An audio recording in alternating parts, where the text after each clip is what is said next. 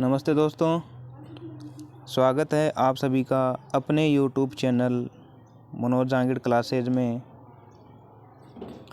आज हम देखेंगे कि कक्षा 10 विज्ञान का मॉडल पेपर के एग्ज़ाम में किस तरीके से क्वेश्चन आएंगे। आइए शुरू करते हैं हम। माध्यमिक परीक्षा 2022-23 विज्ञान।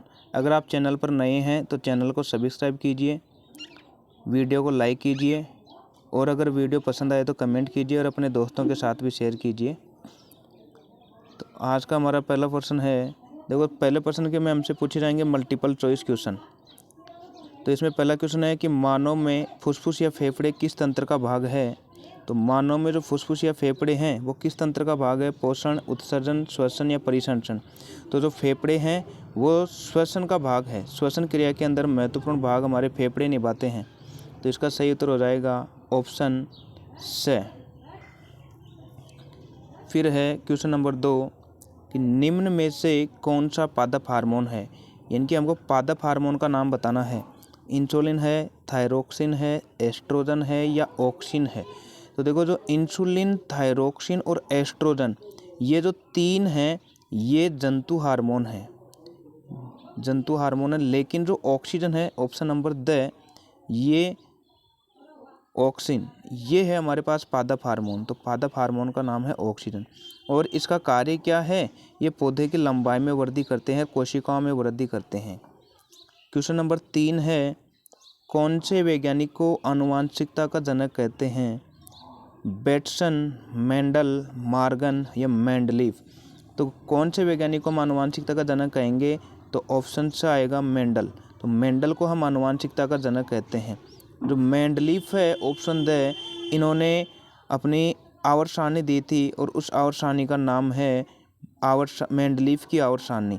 लेकिन जो आधुनिक आवर्त सारणी है, आधुनिक आवर्त सारणी वो दी गई थी मोजले के द्वारा। तो मोजले ने जो अपनी आवर्त सारणी दी थी वो आधुनिक आवर्त सारणी दी थी और मेंडलीफ ने सिर्फ आवर्त सारणी दी थी। और मेंडल जो है ये इसे हम आनुवंशिकता का जनक कहते हैं। क्वेश्चन नंबर 4 कि निम्न में से किस रसायन का उपयोग फोटोग्राफी में होता है। तो फोटोग्राफी में किस रसायन का उपयोग होता है, तो इसका सही आंसर हो जाएगा सिल्वर ब्रोमाइड। तो सिल्वर ब्रोमाइड का सूत्र होता है सिल्वर का Ag और ब्रोमाइड का Br, AgBr। तो सिल्वर ब्रोमाइड का उपयोग फोटोग्राफी में होता है। सोडियम क्लोराइड ये लवण है हमारे पास NaCl। अमोनियम क्लोराइड ये अमोनियम क्लोराइड का सूत्र होता है NH4Cl। और एक है बेकिंग सोडा और बेकिंग सोडे का सूत्र होता है NaHCO3, NaHCO3 बेकिंग सोडे का, जिसको हम खाने का सोडा या मीठा सोडा भी कहते हैं। फिर है प्लास्टर ऑफ पेरिस का रासायनिक सूत्र है। तो प्लास्टर ऑफ पेरिस का रासायनिक सूत्र होगा इसमें से कैल्शियम सल्फेट 1/2 H2O। तो ऑप्शन ब इसका सही आंसर हो जाएगा CaSO4 1/2 H2O। तो ये हो गया कैल्शियम सल्फेट अर्धहाइड्रेट भी कहते हैं, ये प्लास्टर ऑफ पेरिस का सूत्र होता है। ये जो है कैल्शियम सल्फेट 2H2O, यहाँ पर जल के अणुओं की संख्या 2 है, ये जो होता है वो होता है जिप्सम का। तो जिप्सम का हो जाएगा कैल्शियम सल्फेट 2H2O, जबकि प्लास्टर ऑफ पेरिस का कैल्शियम सल्फेट 1/2 H2O। ये हो गया Na2CO3 10 H2O, ये धावन सोडे का हो गया। धावन सोडे का सूत्र होता है Na2CO3 10 H2O। तो ये धावन सोडे का हो गया और Na2CO3 ये होता है सोडियम कार्बोनेट। फिर है निम्न में से उत्कृष्ट गैस है। तो उत्कृष्ट गैस निम्न में से कौन सी होगी, तो उत्कृष्ट गैस ऑक्सीजन, हाइड्रोजन, हीलियम और CO2। तो उत्कृष्ट गैस किसे कहते हैं, ऐसी गैस जो किसी से क्रिया नहीं करती, किसी के साथ रिएक्शन नहीं करती, तो वो है हीलियम। तो हीलियम को हम उत्कृष्ट गैस कहते हैं। फिर अगला क्वेश्चन, किसी प्रकाशीय घटना के कारण पानी में रखी छड़ मुड़ी दिखती है। तो पानी के अंदर अगर छड़ या पेंसिल हो तो मुड़ी हुई दिखाई किस कारण देती है, तो वो दिखाई देती है अपवर्तन के कारण। तो अपवर्तन इसका सही आंसर हो जाएगा ऑप्शन द। फिर अगला क्वेश्चन, स्वस्थ नेत्र के किस भाग पर वस्तु का प्रतिबिंब बनता है? दृष्टिपटल पर, दृष्टिपटल के सामने, दृष्टिपटल के पीछे या कोई निश्चित नहीं। तो ये जो बनता है वो दृष्टिपटल पर बनता है। तो मानव नेत्र की अगर हम संरचना बनाएं तो यहाँ पर अगर ये इस तरीके से संरचना होती है और ये बीच बीच में पुतली होती है, यहाँ पर लेंस होता है पीछे, और ये जो पीछे वाला भाग है ये होता है दृष्टिपटल। तो ये जो प्रतिबिंब बनता है, जब किरणें यहाँ से आती है सीधे दृष्टिपटल पर जाकर गिरती है और यहीं पर इसका प्रतिबिंब बनता है। तो ये जो प्रतिबिंब का निर्माण होता है वो होता है यहाँ पर दृष्टिपटल पर। तो इसका ऑप्शन आ जाएगा ऑप्शन नंबर ए या ए। फिर है विद्युत शक्ति का एसआई मात्रक है। तो विद्युत शक्ति का एसआई मात्रक क्या होगा? तो विद्युत शक्ति का जो एसआई मात्रक है वो होता है वाट। तो वाट जिसको हम डब्ल्यू से भी डिनोट करते हैं। जूल जो है, जूल ये होता है विद्युत धारा का। तो विद्युत धारा का जो मात्रक होता है वो होता है जूल।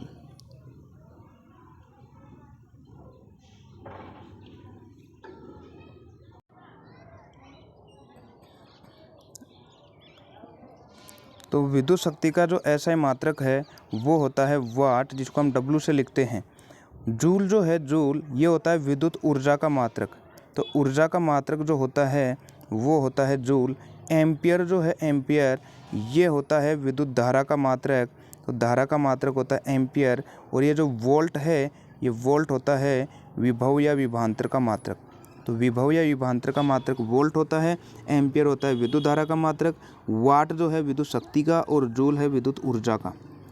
आइए नेक्स्ट क्वेश्चन देखते हैं कि निम्न में से कौन नवीकरणीय संसाधन है? नवीकरणीय का मतलब हो गया जिनको हम वापस उपयोग में ला सकते हैं, जिनका हम बार बार उपयोग कर सकते हैं वापस, वे नवीकरणीय संसाधन कहलाते हैं।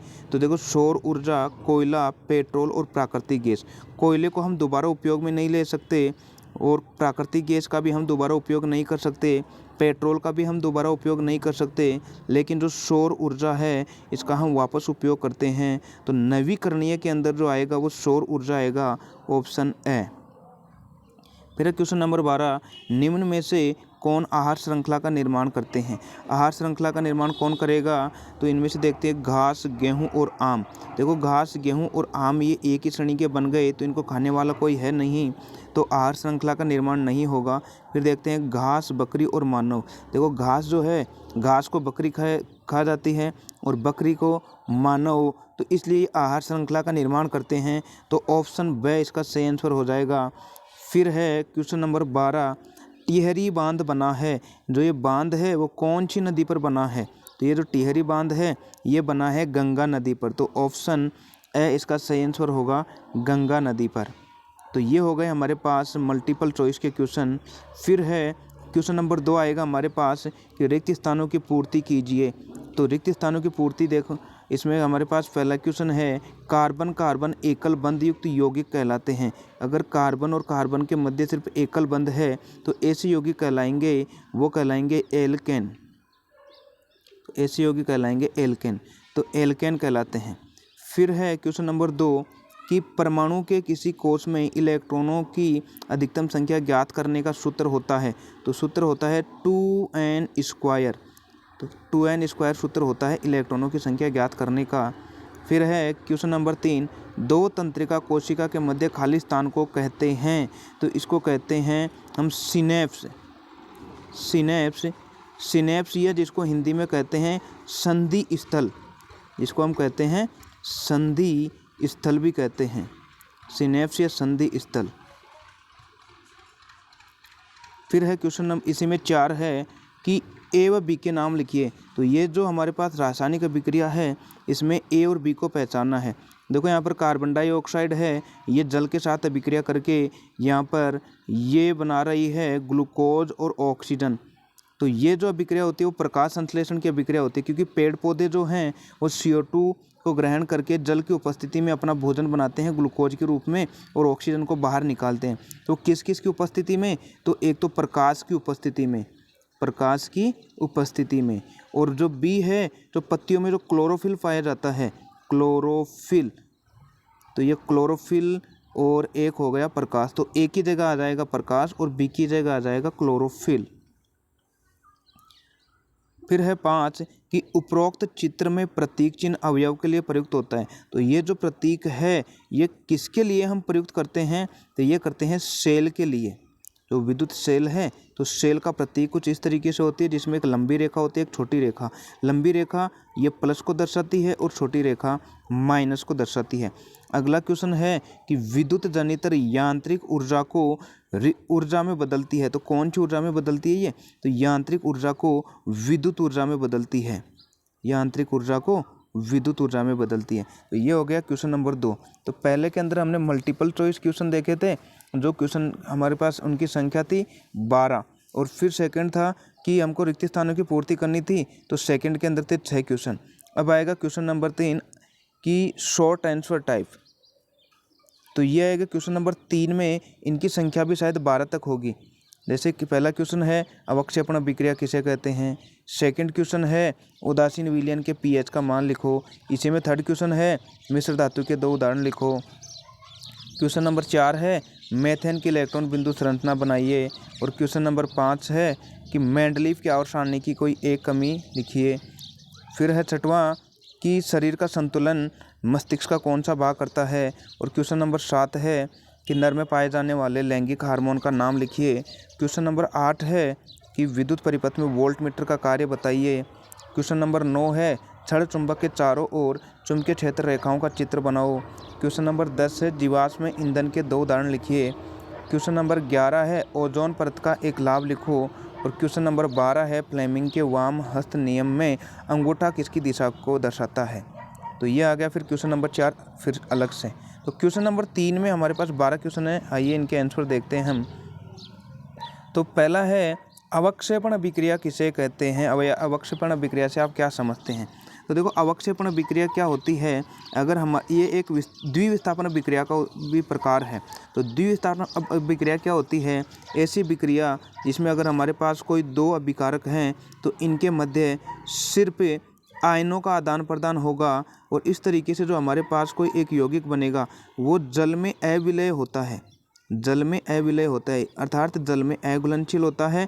तो इस अघुलनशील पदार्थ को तो हम अवक्षेप कहते हैं, और इस अभिक्रिया को अवक्षेपण अभिक्रिया कहते हैं। तो जिस अभिक्रिया के अंदर अगर ये एक जल में अविलय पदार्थ बन जाए तो इसी अभिक्रिया को हम कहते हैं अवक्षेपण अभिक्रिया।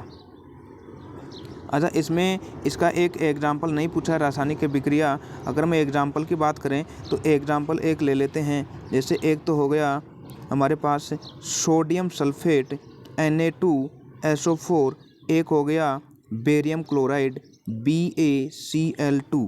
तो यहाँ से देखो जो Ba है और यहाँ पर ये सल्फेट के साथ जुड़ जाएगा तो ये तो बन जाएगा BaSO4, और जो यहाँ पर जो सोडियम है Na2 और यहाँ पर Cl2 ये जुड़कर बना लेगा NaCl। अब देखो ये जो NaCl है ये तो पानी के अंदर घुलनशील है, लेकिन अगर हम बेरियम सल्फेट की बात करें तो ये पानी के अंदर घुलता नहीं है।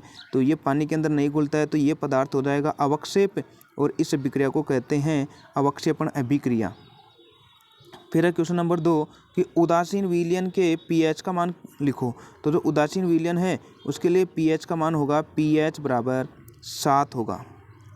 फिर हम मिश्र धातु के 2 उदाहरण लिखिए। तो मिश्र धातु के 2 उदाहरण है पीतल, शोल्डर, कांसा। ये सभी मिश्र धातु के उदाहरण हैं क्योंकि इनमें 2 या 2 से अधिक प्रकार के धातु पाए जाते हैं। फिर है अगला क्वेश्चन कि मेथेन की इलेक्ट्रॉन बिंदु संरचना बनाइए। तो मेथेन की बनानी है। तो मेथेन की अगर हम बात करें तो मेथेन में कार्बन की संख्या 1 और हाइड्रोजन की संख्या होती है 4। तो इस तरीके से हम हाइड्रोजन इसके चारों तरफ लगा देंगे। हाइड्रोजन में 1 होती है इलेक्ट्रॉन, तो हमने यहाँ पर 1 दर्शा दिया 1-1। और कार्बन के बाह्यतम कोश में जो इलेक्ट्रॉनों की संख्या होती है वो होती है 4-4। तो इसमें कार्बन के बाहर हम 4-4 लगा देते हैं। तो ये कार्बन का 1 हो गया ग्रीन कलर से, ये कार्बन का इधर 1 हो गया 2, ये कार्बन का इधर हो गया 3, और ये हो गया कार्बन का 4। अब हमको इसकी इलेक्ट्रॉन बिंदु संरचना बनानी है। तो देखो हाइड्रोजन के पास इधर से तो ये हो जाएंगे 2 इलेक्ट्रॉन, इस हाइड्रोजन के पास ये हो जाएंगे 2, इस हाइड्रोजन के पास हो जाएंगे 2, और इस हाइड्रोजन के पास हो जाएंगे 2। तो ये तो हाइड्रोजन की बन गई इलेक्ट्रॉन बिंदु संरचना। अब कार्बन के जो पास है वो 8 इलेक्ट्रॉन होने चाहिए। तो देखो 4 तो खुद के पास थे और 1-1 इस हाइड्रोजन से ले लेगा। तो इस तरीके से ये कार्बन के पास हो जाएंगे 8 इलेक्ट्रॉन। देखो 2 तो ये बन गए 2, 2 ये हो गए 4, 2 ये हो गए 6 और 2 ये हो गए 8। तो इस तरीके से मीथेन की इलेक्ट्रॉन बिंदु संरचना बन जाएगी। मेंडलीव की आवर्त सारणी की कोई एक कमी लिखिए। तो एक कमी, एक तो ये थी कि हाइड्रोजन को एक तो निश्चित स्थान नहीं दे सका, और एक ये थी कि जो इनके समस्थानिक होते हैं, समस्थानिकों की भी स्थिति भी नहीं दर्शा सका, ये समस्थानिक की स्थिति भी नहीं दर्शा सका। और एक कमी ये थी कि कुछ को ये वर्ग और आवर्त में कुछ तत्वों को इस तरीके से व्यवस्थित कर दिया था कि कुछ जो तत्व हैं वो परमाणु भार का पालन नहीं कर रहे हैं, अर्थात कुछ ऐसे तत्व थे जो परमाणु भार में ज़्यादा थे लेकिन वो पहले आ रहे थे कुछ तत्वों से। शरीर का संतुलन मस्तिष्क का कौन सा भाग करता है? तो मस्तिष्क का कौन सा भाग शरीर का संतुलन बनाता है? वो है अनुमस्तिष्क। अनुमस्तिष्क जो है शरीर का बैलेंस बनाने का कार्य करता है। फिर है नर में पाए जाने वाले लैंगिक हार्मोन का नाम लिखिए। तो वो है टेस्टोस्टेरोन। टेस्टोस्टेरोन। और अगर हमसे पूछता कि मादा में पाए जाने वाले लैंगिक हार्मोन का नाम लिखिए, तो हम लिख देते एस्ट्रोजन या प्रोजेस्टेरोन। एस्ट्रोजन और प्रोजेस्टेरोन। फिर अगला क्वेश्चन, विद्युत परिपथ में वोल्ट मीटर का कार्य बताइए। तो वोल्ट मीटर जो है ये एक यंत्र होता है और विद्युत परिपथ में क्या कार्य करता है? उसमें विभवांतर को मापने का कार्य करता है। विभवांतर को मापने का कार्य करता है। अगला क्वेश्चन है क्वेश्चन नंबर 9, छड़ चुंबक के चारों ओर चुंबकीय क्षेत्र रेखाओं का चित्र बनाओ। तो छड़ चुंबक बनानी है और उसके चारों ओर चुंबकीय क्षेत्र रेखाएं बनाते हैं। तो देखो ये अगर इस तरीके से हमारे पास एक छड़ चुंबक हो जाएगी, एक सिरा N है और एक सिरा S है, तो चुंबकीय क्षेत्र रेखाओं की दिशा N से S की ओर होती है। तो हम कुछ इस तरीके से इनको बनाएंगे N से S की ओर। तो यहाँ से देखो ये तो बाहर निकल रही है N से और ये जो है प्रवेश कर रही है S पर, तो इधर डायरेक्शन लगा देंगे हम S पर। तो इस तरीके से ये जो है इनका चित्र बन जाएगा चुंबकीय क्षेत्र रेखाओं का। फिर है जीवाश्म ईंधन के 2 उदाहरण लिखिए। तो जीवाश्म मतलब जीवों के अवशेष से कौन कौन से ईंधन मिलते हैं हमको? तो एक तो जो है वो है कोयला, फिर नंबर 2 पर है पेट्रोलियम। तो कोयला और पेट्रोलियम 2 जीवाश्म ईंधन के हमारे पास 2 उदाहरण हो गए। फिर है ओजोन परत का एक लाभ लिखो। तो ओजोन परत का क्या लाभ है कि ये वायुमंडल के बाहर एक ओजोन परत पाई जाती है। ये सूर्य के साथ आने वाली जो हानिकारक पराबैंगनी किरणें हैं इनसे हमारी सुरक्षा करती है, अर्थात पराबैंगनी किरणों को ये यहीं रोक लेती है बाहर ही, और ये पृथ्वी तक नहीं पहुंच पाती। तो ये इसका लाभ है। फ्लेमिंग के वाम हस्त नियम में अंगूठा किसकी दिशा को दर्शाता है? तो वाम हस्त का मतलब हो गया बाएं हाथ के नियम से फ्लेमिंग का बताना है अंगूठा किसको प्रदर्शित करेगा। तो देखो जो अंगूठा है इसमें 3 हमारे पास अंगुलियां होती है, एक तो मध्यमा होती है, एक तर्जनी, एक अंगूठा। जो मध्यमा अंगुली है तो मध्यमा जो है वो विद्युत धारा को प्रदर्शित करती है। तर्जनी है जो ये करती है चुंबकीय क्षेत्र को, तर्जनी, और जो अंगूठा है ये उस पर लगने वाले बल को प्रदर्शित करता है। अर्थात कोई भी जो अगर हमारे पास कुंडली है तो उस पर लगने वाले जो बल है वो फ्लेमिंग के वाम हस्त नियम में अंगूठा उसको प्रदर्शित करेगा, तो बल को प्रदर्शित करता है। फिर है ये हो गए हमारे पास इसमें क्वेश्चन नंबर 12। 3 में जो 12 क्वेश्चन थे छोटे छोटे वो हो गए। अब अलग आ गए हमारे पास खंड ब। तो आज हम सिर्फ इतना ही देखेंगे, बाकी देखेंगे नेक्स्ट वीडियो में। क्वेश्चन नंबर 4 था, देखो आगे वैसे ही देख लेते हैं हम। लोहे को जंग से बचाने के लिए 2 तरीके। फिर है कार्बन के 2 अपरूप के नाम लिखो।